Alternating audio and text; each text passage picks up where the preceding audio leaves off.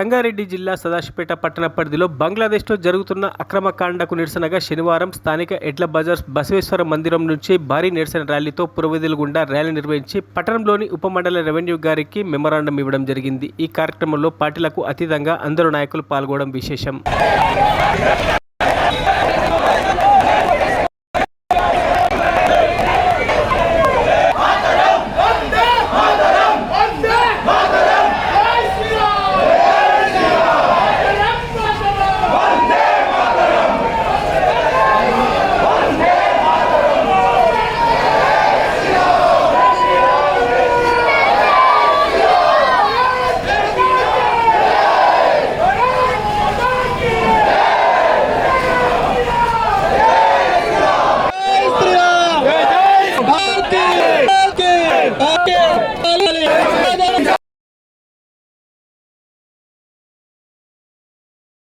మరిన్ని అప్డేట్స్ కోసం మా ఛానల్ని సబ్స్క్రైబ్ చేయండి.